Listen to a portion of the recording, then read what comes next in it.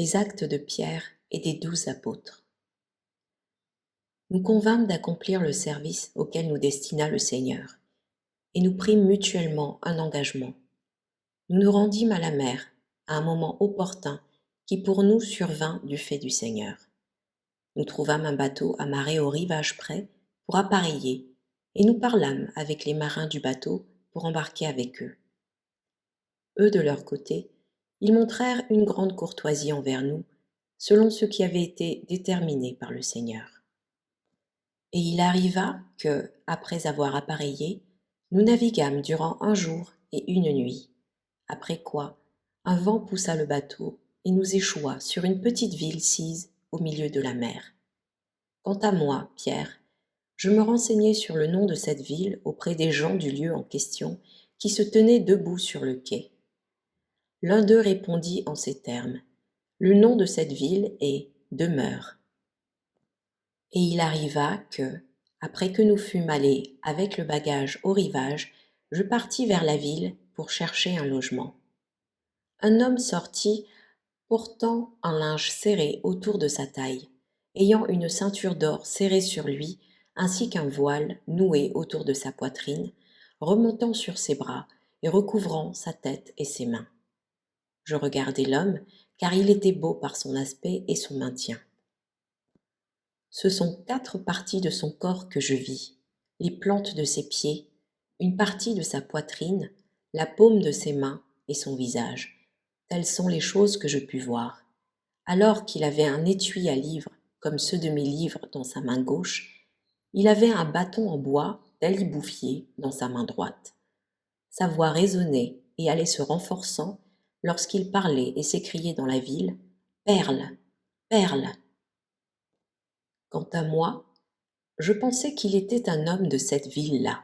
Je lui dis: « Mon frère et mon ami. » Il me répondit à son tour en ces termes: « C'est à bon escient que tu as dit mon frère et mon ami. Qu'attends-tu de moi ?» Je lui dis: « Je t'interroge au sujet d'un logement, moi ainsi que mes frères, puisque nous sommes étrangers en ce lieu. » Il me dit: « C'est pour cela que je t'ai dit précédemment moi-même, mon frère et mon ami, car moi aussi, je suis avec toi, et comme toi, étranger. » Et lorsqu'il lui dit ces choses, il s'écria: « Perle, perle !» Les riches de la ville en question entendirent sa voix. Ils sortirent de leurs magasins cachés, et d'autres regardaient depuis les magasins de leurs maisons. D'autres encore regardaient depuis leurs fenêtres hautes. Et ils ne virent rien chez lui, parce qu'il n'avait pas de besace sur l'épaule, ni d'aumônière dans son linge et dans le voile. Et à cause de leur mépris, ils ne s'enquirent même pas de lui. Quant à lui, il ne se révéla pas à eux.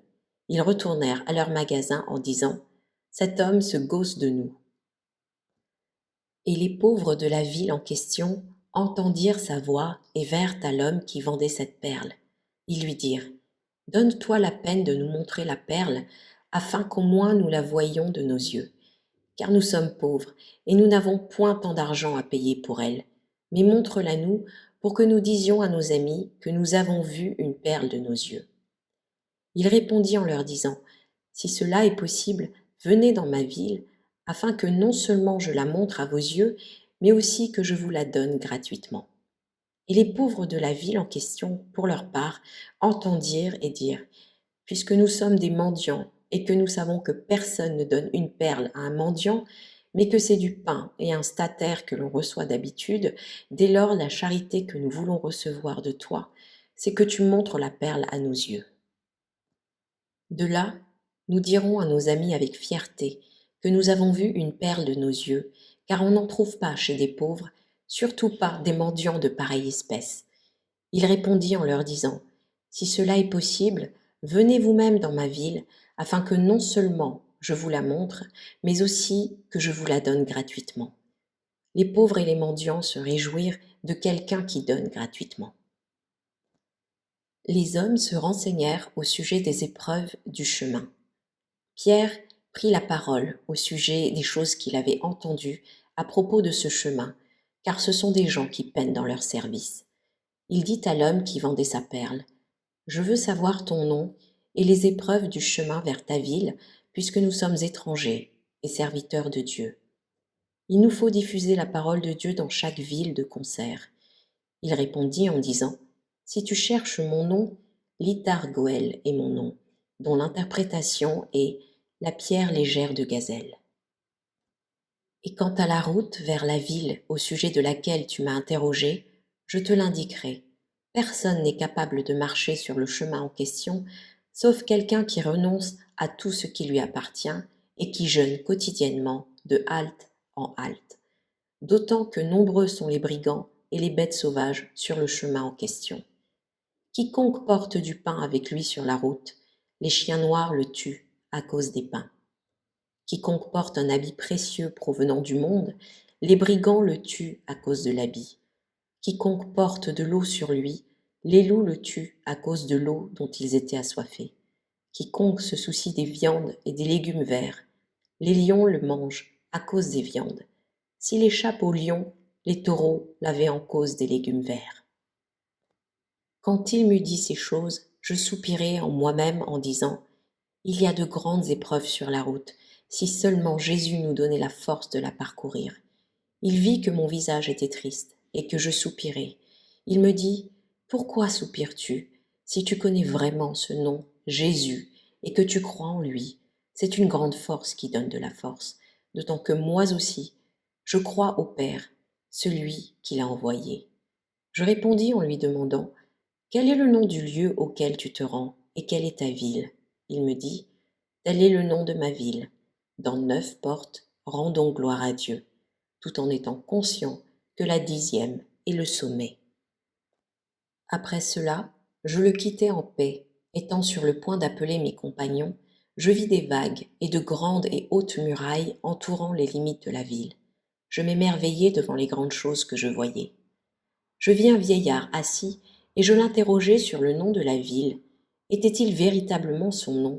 Celui qui lui donna en l'appelant « Demeure » persévère dans l'endurance.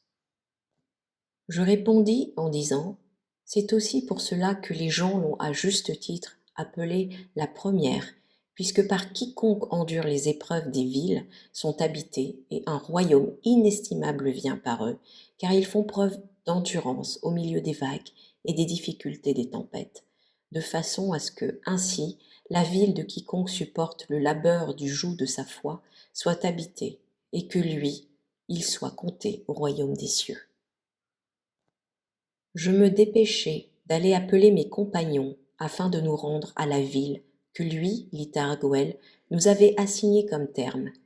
Par le lien de la foi, nous renonçâmes à tous les biens comme il avait dit. Nous échappâmes aux brigands parce qu'ils ne trouvèrent point leur habit chez nous. Nous échappâmes aux loups parce qu'ils ne trouvèrent pas chez nous l'eau dont ils étaient assoiffés.